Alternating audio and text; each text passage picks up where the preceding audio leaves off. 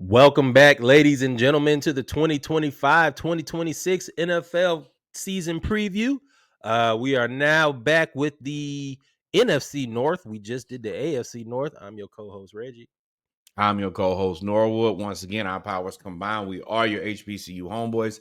Thank y'all for checking us out. And welcome to the NFC North Preview. It is time to talk a little football. We We are talked going about the to... past with the Yes. AFC North as the best, has been historically the best division for the past 5-6 years. Well, it is now the NFC North's turn.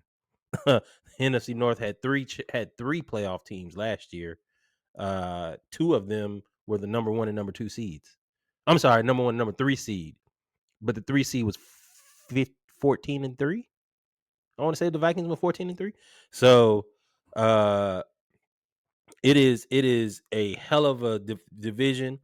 And now that the Bears have gotten better coaching, that just makes the division even tougher. Where are we gonna start? We're gonna And start got better with, players. huh? I said, and also have better players. Oh yeah, the Bears spent a whole lot of money. We're gonna get to them. Is it the Bears now?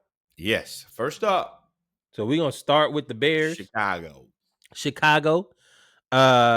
Key additions. Ben Johnson, of course, is the offensive coordinator coming over from the Lions. Caleb Williams, they spent all the money on the offensive line. They brought in the Falcons, Dahlman, along with other pieces as well. They brought in new skill weapons. This is it. They have built around Caleb for them to win now. They got DJ Moore, Rome Odunze, Luther Burden III, Colston Loveland. Like, they have a lot of good players. Focus. Yes. I think that Ben Johnson is the perfect guy for this job. I think that Caleb Williams, this is your true opportunity to really show your quarterback skills with a quarterback guy. Like you said, they added through the draft Colston Loveland, who at first I had a lot of questions, but after preseason, I'm pretty impressed with. He looks like the new safety blanket for Caleb Williams. They also added speedy receiver Luther Burden from Missouri in the second round. Then they took right tackle Ozzie Trapilo, Shamar Turner, Ruben Hippolyte, Zy Frazier, Luke Newman, and running back Kyle Moganagi. Don't hate me for it. But I think that this offense overall is a little bit more stable. I think that Rome getting into his second year, he should be able to be a little bit more comfortable. I think he was coming along towards the end of the season. And I think overall, the addition of the Falcons in Drew Dahlman and Grady Jarrett really helps him out a lot. This is a team that should be very, very interesting. I want to see if they can kind of blossom to the expectations that we have for them. The offensive line, they added Joe Thuney too. Yep, And Jackson. correct. So they have probably the worst to first potential. I don't know if it'll happen because of Caleb. It's a trick worse to first too, because they weren't bad last year. You just the only person. Everybody else was just really good last year. I don't think that the Bears sucked last year, but if you play and everybody makes the playoffs, then yes, somebody. That's what I kept saying. Caleb doesn't suck. Somebody has to lose, and unfortunately, it was your turn. Yeah, I think that defense, the secondary, they had that blown game against Washington. They just have a bunch of, I ain't gonna say bad luck. It's more of like mental lapses, and I think that comes with coaching and experience. Yeah, but I mean, that offensive line, they allowed 68 sacks. You won't have that this year. That will not be a problem this year. I can tell you right 68 now. 68 sacks is a lot. That's the worst I think I've heard was either Andrew Luck or I think it was David Carr, who probably should have been a better quarterback. But when you get sacked 85 times in a season, that's 5 sacks a game, y'all. When you get sacked 80 times in a season, you're nobody. I don't know any quarterback that's gonna get sacked 80 times a season and be good, especially a rookie. So the Bears did the right thing by addressing this offensive line, because if not, Caleb was gonna fall by the wayside. Yeah, I mean, and it's still we still have to find the actualization here. I like them. It's a team that I'm going to watch, but that only gets you so far. I got to see it too. That's where we are in this thing. And last year they went 5-12, and it was rough, but everybody else had double digit wins. So yes, by way of, you're going to be the guy who gets his ass kicked. With that And being he said, got their a little schedules. Shador in him too now. Oh yeah, absolutely. He's just But a he better also, athlete. yeah, he's a better athlete, and he has a dynamic arm. He just, yeah, Yeah, but I'm he talking about he run definitely, backwards for 15 yards. that too, for sure. But I You think, can't do I that mean, in a anymore. race, yes, and I think that Ben Johnson is going to do a pretty good job of making sure that that's not a thing anymore. Yeah, them skill Because players about to be I don't crazy. care who quarterback you are. You start doing that running backwards, it's gonna be bad. This is the NFL. They're gonna catch you. Their schedule, they start out with the Vikings and JJ McCarthy, then the Lions, then the Cowboys, then the Raiders, then the Commanders, then the Saints, then the Ravens, then the Bengals, then the Giants. Then they go to Minnesota versus the Steelers, Eagles, Packers, Browns, Packers, 49ers, Lions. I mean, That's exactly the way I feel. I mean, they got stuck with the NFC East. So you're which is kind of unfortunate, because number one, that means you have to play the Super Bowl champs. You have to play the New York Giants, who have one of the best defensive lines in the NFL. You got the Cowboys, who are a little bit of everything.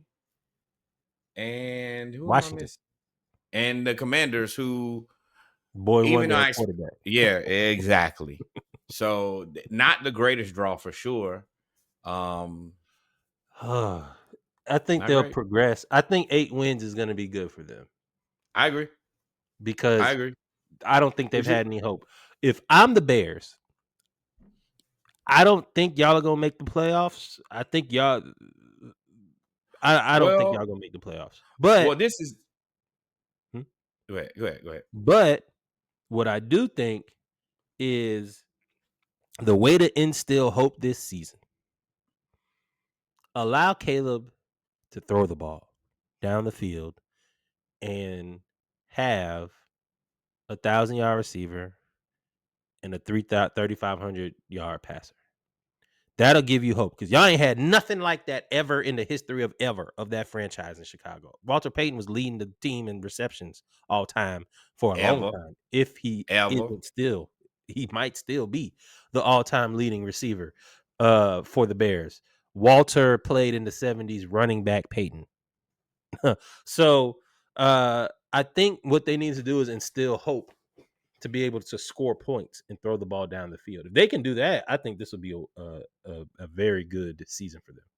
Well, I think that they have the opportunity. Minnesota's not going to be a 14-win team this year. Jordan Addison hurt early, and then they have redshirt JJ McCarthy as their new starting quarterback and not Scam Darnold. So that's going to be interesting. I'm not sure. Green Bay is kind of a weird team to me.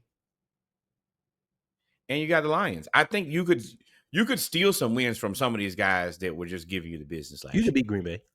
You could beat Green Bay. I don't know if you could And beat Atlanta. Minnesota. And I mean, I guess let's table that conversation, because this is such a very unique division. Due to the movement, I think that this could be up for grabs, to be completely honest. We are going now to the Detroit Football Lions. Yeah. To, to Dan Campbell, culture turnarounder. He has culture solidified that culture creator. there. Yeah. 3 straight winning seasons.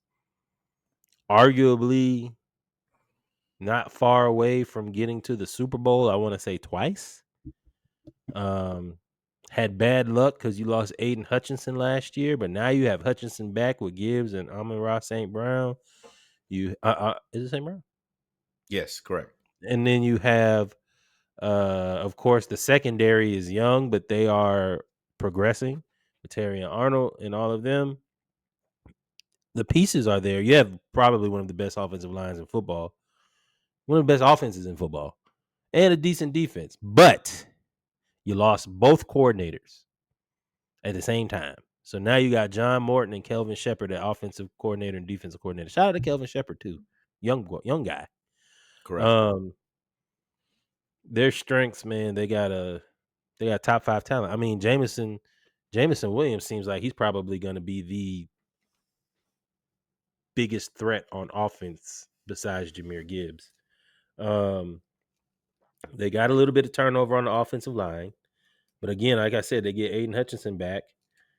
I don't know what they're going to do with Zadarius Smith in terms of re-signing him or not, but I still have this team as one of the favorites to win the division and a Super Bowl contender.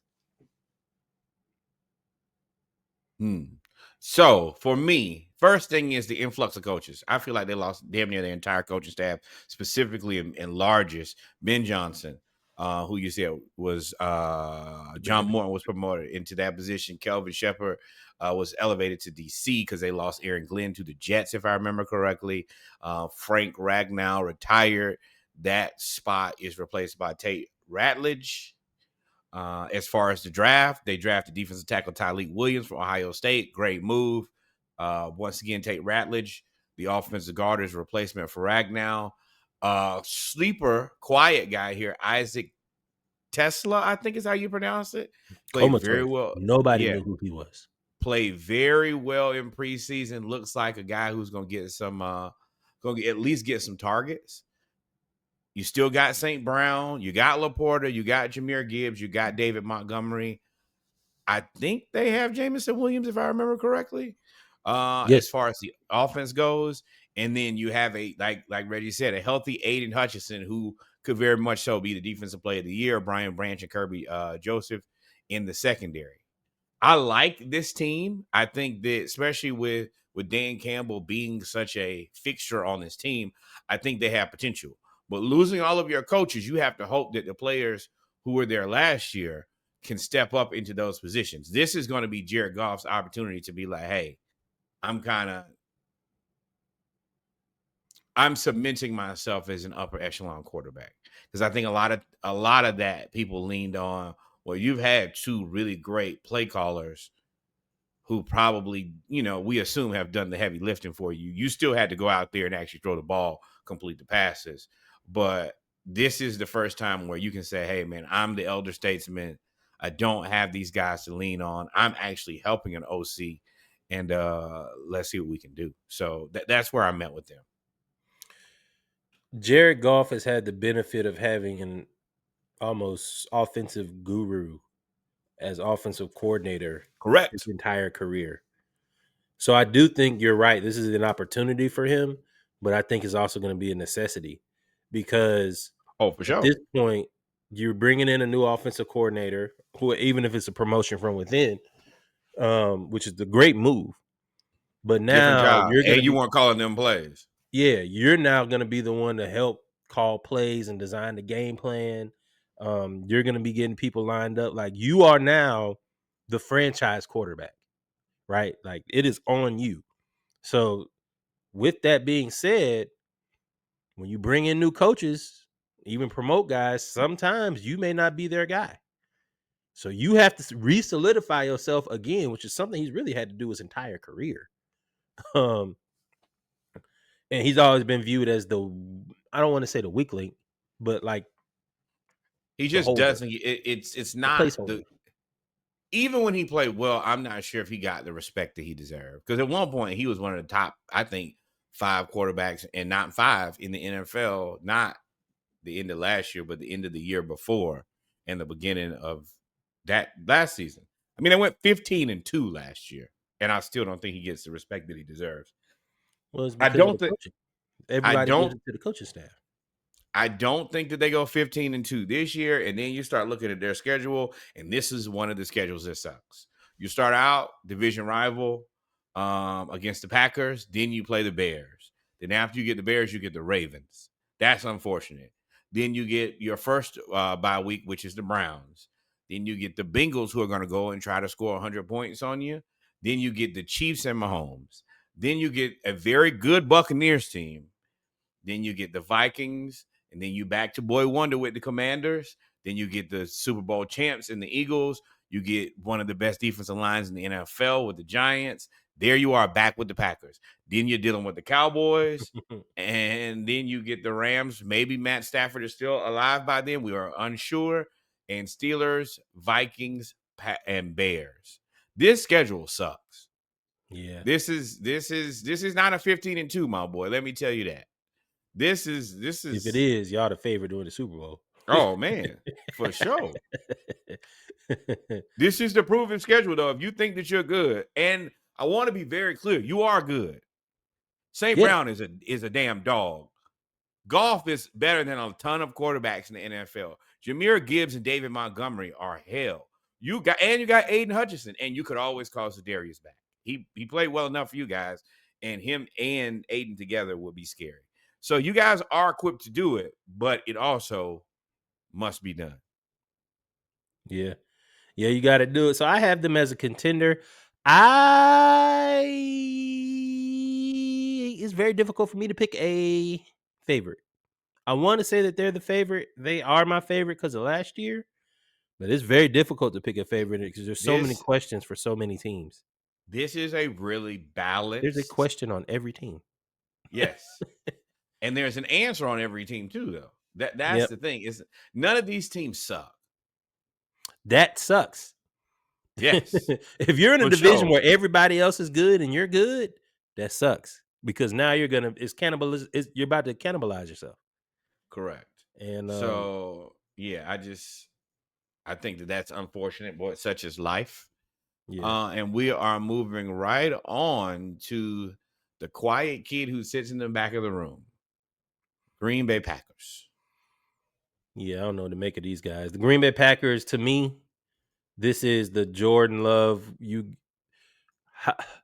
Okay, I'll ask you this question about them. So first off, we have our questions for the Packers. Both of them were receiver questions. Yours was, who are these people? And then mine was, is Matthew Golden, their draft pick, first round draft pick, the centerpiece, the missing piece at wide receiver? They have a deep wide receiver room, but it's almost like having a deep quarterback room. You don't have allegedly, according to people on their team, they don't have a number one receiver. They have a bunch of receivers. All of them are good. Romeo Dubs, Watson, Reed, Golden. That's 4 receivers, but they don't have a clear cut number one. They also lost Yes. Jair Alexander. Go ahead. Yes. But Jair and the Packers were not on the same page. You could tell it was pretty clear that they were going in different directions. I do understand, and I know y'all gonna jump down my back for not holding them to the same standard as the Ravens, but I think that their wide receiver room is just infinitely deeper. And where they might not have a wide receiver one per se, I think that Golden could potentially be that guy, but they have, I think, a lot of pretty good wide receiver twos. And their offense also has Josh Jacobs. I think they're just going to be a balanced team. And that's a very difficult team to strategize against because there's not a guy to double and shut down. Everybody can kind of do their own work and eat their own food. And that makes this team very difficult, especially when you start, going out there with 3 wide receivers. That nickelback, hey, you better have a good one. Long day. That's a Right. long day. Yeah. Now, their offensive line is okay. Their secondary needs help on defense. That's a weakness, I believe. But other than that, they're basically a solid team. Like they don't And really have a that's lot of gaps in very their solid roster. team. And They're they a solid drafted team. Matthew Golden in the first round, Anthony Belton from North Carolina State in the second round as a tackle, Savion Williams from TCU in the third round. They've done a really good job of identifying, mid draft wide receiver. So I think that he does pretty well. Baron Sorrell from Texas at DN, and then Colin Oliver, Warren Brinson, and Michael Robinson to round out. And they're all on the defensive end. This is just a very solid team. And it's not, I think that they're just one of those teams that's not going to get too high or nor get too low. They're just going to go every day, do their job, and try to win the game at Lambeau. And I think that's a good strategy for them. It's a tough way to go for everybody else who's had so much more movement. I think their biggest thing is they could just be consistently good. Yeah, if you're gonna call them anything, I'll call them a sleeper to win the division. I actually think we got to go to the Vikings, but they to me are probably the number 2 team in actually the Bears are the sleeper. They're a contender. They're the For number 2 sure. team. They're the number 2 team in the division to me. If I'm gonna say the Lions are number 1, I think the Packers are number 2. Yeah, Borderline they number 1 just because they have all of the continuity. Everybody's there. Like, that is it. Stability and continuity is when everybody else is doing a million different things. The Lions lost the whole coaching staff. The Bears and added all these new shiny pieces.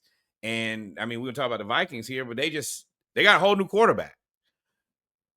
Packers just say, hey, I'm gonna make a B on every test. I ain't gonna have no A. I might not have an A, but I ain't gonna have no D's and no F's. We just gonna be, and we gonna be. And now we can move right on to the Minnesota Vikings. What you think about these guys, man? all right, so JJ McCarthy replaces Scam Darnold. Hmm. Shout out to what's the coach? Kyle golly, what's the coach name? I'll think of it in a second. But shout out to their coach because he's obviously a guru. He could turn any quarterback, despite where you're coming from, as he turn you into a really good player. I'm 50-50 on that. I don't know if it's that he turned him into something good or, I mean, also playing for the Jets sucks. I mean, but Scam Donald played for everybody. It was bad. But he didn't really play for anybody else. He kind of was over there on the 49ers. I don't Carolina? consider all they are the Browns of the NFC South, just making bad decisions. I don't they had Baker too. They Disagree. had Baker over there playing defense. And then Tackle. Baker went from playing defense in Carolina to uh to their starting quarterback. So yeah, just because you were bad with the Jets and in the Panthers, that means that could be something, or it could also absolutely be nothing. I'm not sure at this point. Yeah. I mean, strengths of the receivers are I mean, it's Justin Jefferson, is Addison, even though he's going to miss the first 3 games, and then Hawkinson as well. And they still have a solid O line. They really have a lot of continuity on offense as well. Now, I don't know who their running back is. I believe it's Jones that Aaron came from the Jones. Packers. Yeah. Yeah, but he's older. I don't know if they addressed it adequately behind him in terms of Jordan depth chart. Mason. Huh? Jordan Mason. 5'11", Mm, 223 from Georgia Tech in his 4th season. see? Yeah, So, it all kind of I guess. lands on JJ McCarthy. And in the offense, I mean in the offseason, they've been raving about his accuracy, and he is a very good anticipatory thrower. Now, that can get you in trouble because now you throw into a spot. And if the defense beats you to the spot, it's over with. Like, he's not gonna throw you open. But he in this offense, which offensive coordinators are like that this now, where I don't need you to. I just need you to do exactly what I tell you to do. Throw the ball to this hash mark in 2.4 seconds, and they're gonna be there. That's how they kind of work. So I think he's gonna be one of those type of quarterbacks. I just don't know if they have enough. What's their schedule? I guess we gotta. I'll let you go, and then Yeah. we can talk about their schedule because missing Addison the first quarter of the season could hurt depending on who they play. Oh yeah, it's gonna hurt a lot. So for me, I have all the questions. Literally a question mark for JJ McCarthy. He wasn't the greatest thrower of the football in college. He played for a national championship team, but they were a running team. I'm not sure if he can throw the ball. I really question why they picked this guy in the first place. I think there is a high probability that they could be looking for another quarterback next year, or or they could be calling your boy back in Kirk Cousins. The other part that really sucks is, like you said, Jordan Addison, three or four games due to PEDs. That is ultra problematic because your running game is not as solid as it probably should be. And that just means that you're putting all the pressure on Justin Jefferson. And as good as he is, I'm double teaming him and asking anybody else, can you beat me? I need to learn your name first, but you will definitely have to beat me. With that being said, you do have Brian Flores and a solid defense. He's a hell of a play caller. He knows how to do it. You got Andrew Van Ginkel, and you got my boy Jonathan Gannard at end. And then you also have Dallas Turner. I think the which is Ross. interesting. I'm I glad you think the brought up Dallas Turner before you go any further. Didn't mean to cut you off. Well, I did no. mean Go to ahead. cut you off. I wasn't trying to be rude. Go ahead. Dallas Turner seems like he may be the odd man out there because Van Ginkel is everywhere. When I say everywhere, he's everywhere. He stops the run. I think he was second on the team in sacks. Like he's everywhere. And then of course Jonathan Grenard, as your question said, going into training camp, this is his year to be elite. So you know he's going to try to get there. Oh yeah. I don't know if there's enough space unless you're just going to play three. You're going to switch Van Ginkel to like a linebacker, inside linebacker. I don't know if there's enough space for Dallas Turner to even get playing time. I think that's a good problem to have. I think it's a great problem to have. Out of Surely. all their problems, that's their best problem. Their quarterback is the problem that and Who their DB? they drafted. Hold on, they drafted Donovan Jackson, a defensive tackle. And then they also got Ty Felton, um, Tyrion Ingram Dawkins as an edge, Kobe Oh yeah, he's a King, beast. and That's why they Gavin got to trade Dallas Bartholomew. Turner. Yeah. Him. So I think they've done a solid job. In Addison being out for 3 games sucks, but it's also not the end of the world. The biggest issue and the question mark that this team has is JJ McCarthy going to be at least a mid quarterback? And we've seen Bo Nix come in and show up and be very legit. And I think it would be tough for him to be that good, but I think he needs to be that good. I don't think it'd be that tough for him to be that good at all.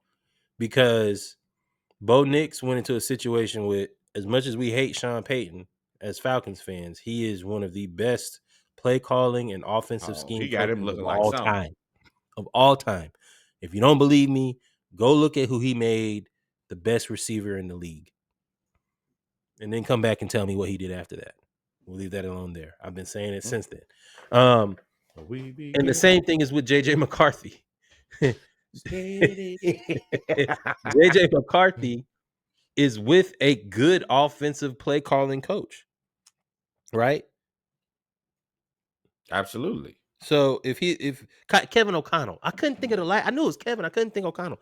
He's a good offensive play calling coach, and I expect JJ McCarthy now with 2 off seasons. Remember, he played even though he was hurt. He hurt his meniscus. He still was able to like be around the team and understand the scheme. With 2 off seasons to prepare, you may see JJ McCarthy have a Bo Nix type year. Show me, baby. I'm from Well, I what? mean, you said the same thing about Bo Missouri. Nix. Now you got to show me, but I Yes. mean, And it's and there. and and what did we say? Hey, you did show us. I give you a ton of respect because I didn't believe that it was legit until I saw it with my own very eyes. And Bo Nix, he almost won damn rookie of the year. I don't Should have know beat the if Chiefs in the playoff. I don't know if JJ McCarthy got that in. I don't think that, in simplest terms, I don't believe it. If y'all haven't figured it out by now, I don't believe in him. And until proven otherwise, y'all know me, Mr. Ain't going. I agree I with don't you, believe it. but the reason I said that is, if you go back to 2024 preview, I'm 99% sure that was the exact same thing we said about Bo Nix. Yes. And I don't think that it happens twice. Now, Yeah, if the lightning strike me twice, then the motherfucker. move away from Right. that tree. Hit Um, me. so I got the Vikings. I think. Oh, what's their schedule? Hold on 1 second. Vikings schedule.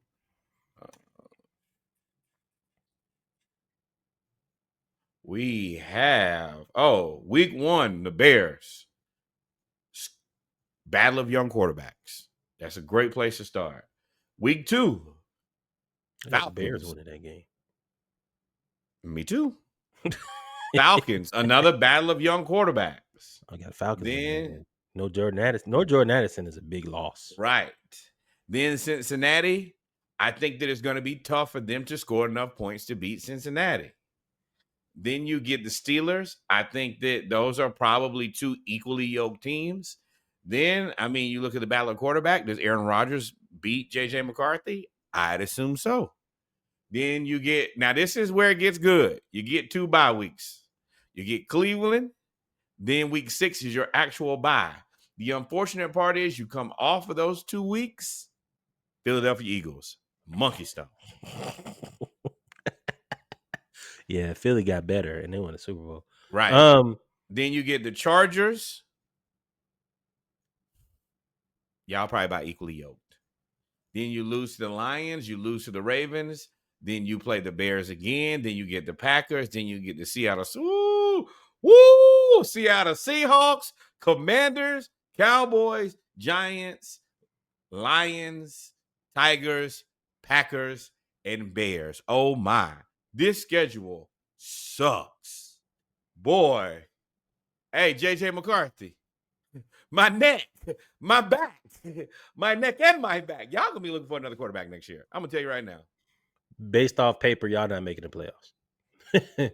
Based off the paper, y'all have a potential to go down 0-3. Get Addison back just to get to the hardest schedule. Hardest part of your. So now that we know the schedule, we can go to our segment of how we rank these teams. I'm still going Lions for now. I think that Packers Bears is closer than people think. Me too. I'm gonna go Lions, Packers, Bears, Vikings. Lions, Packers, Bears, Vikings. I really want to go Packers, Lions, Bears, Vikings. I want to go Packers. I really want to go Packers to win the division. It would be a big move for them. The Lions just so stacked on offense. Goff, St. Brown, Jahmyr Gibbs, David Montgomery, Sam Laporta, Tesla. They got them. Nah, Lions, Packers, Bears, Vikings. Vikings looking for a new quarterback, 2026. Yep. I ain't gonna say that. But my sleeper is the Bears because I got them third to win the division. And again, this division is so wide open. We have the Vikings not winning the division and not making the playoffs, and they very well could pull off 3 of those wins with Justin Jefferson and that defense. I don't and know Addison if I coming could back and make the playoffs.